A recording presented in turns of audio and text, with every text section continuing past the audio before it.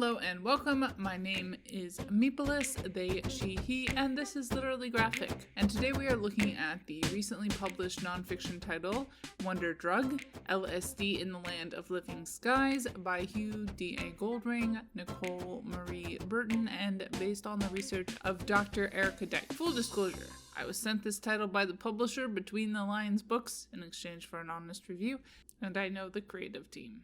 Content notes for substance use, war on drugs, asylums, and body horror. According to their profile on Between the Lines, quote, Hugh Goldring works with Nicole Marie Burton as a writer and artist comics production team based in Ottawa, Canada. They primarily work on adapting research on social justice themes into comics. Their debut graphic novel was The Beast Making a Living on a Dying Planet, end quote, which I previously reviewed. See link in the cards. Clicking over to Nicole's profile, it goes a bit further, quote, with over a decade of experience in activist art and design, she is a founding member of the Ad Astra Comics Publishing Collective, which specializes in comics with social justice themes. Her published work include The Beast, Making a Living on a Dying Planet, The Boy Who Walked Backwards, and a chapter in the anthology Drawn to Change, Graphic Histories of Working Class Struggle, end quote. They've both apparently contributed to the essay collection Sick of the System, Why the COVID-19 Recovery Must Be Revolutionary, also published by Between the Lines. Keywords that came to mind reading the book: nonfiction, obviously, psychedelic, medicine, plants, kaleidoscopes, therapy, alchemist, and protest. The Goodreads description is, quote, could it be that the most remote frontiers of 21st century exploration lie inside the human mind?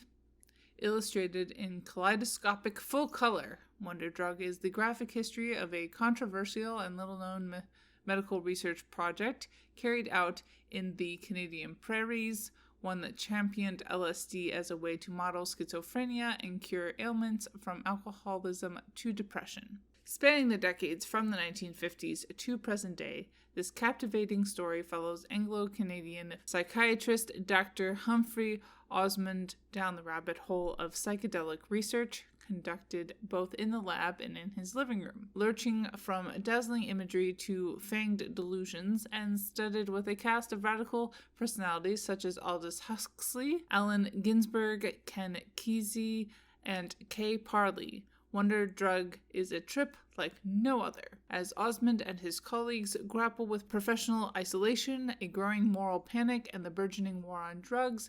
Their growing body of findings are maligned and misunderstood, but the promise of the pharma-political revolution is still on the horizon, and the radical research of Weyburn, Saskatchewan may yet be realized. End quote. As I've already said a few times this month, it being Nonfiction November, I really think that nonfiction graphic novels are the way to go, especially if you need images to associate with things you are trying to learn, plus lots of diagramming potential.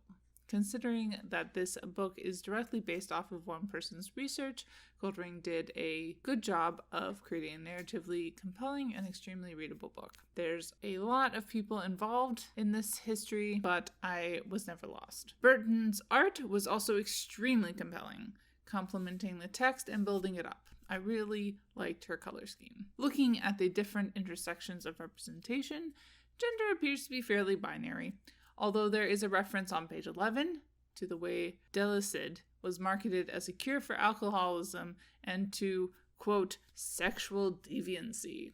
Results, we must imagine, would have varied, end quote. Superimposed in front of a nice gay kiss. As far as race goes, as a book based off of research, a lot of time was spent in historic academia, which did, realistically or no, limit the kinds of people who got centered most of the time.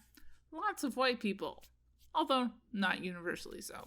We did get some more visual diversity outside of the historical figures part as well, and credit is given to the well-known intersections and touchpoints with Indigenous cultures. This academic focus also feels like it rendered the class aspects largely one note.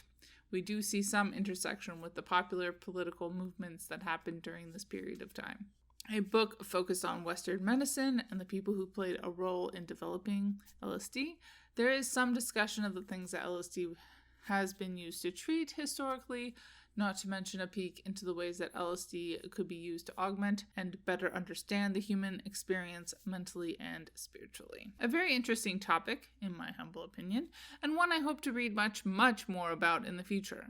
My ears always perk up whenever anything positive about psychedelics comes up in the news, but this was all new information for me. 5 out of 5 stars. Bye all, keep reading, and organized, and capitalist oppression. And as always, Literally Graphic is created on land that should be given back to the traditional landholders, which in this case is, to my knowledge, the Mississaugas of the Credit First Nation, Anishinaabe people, the Haudenosaunee Confederacy, and the Huron-Wendat Nation.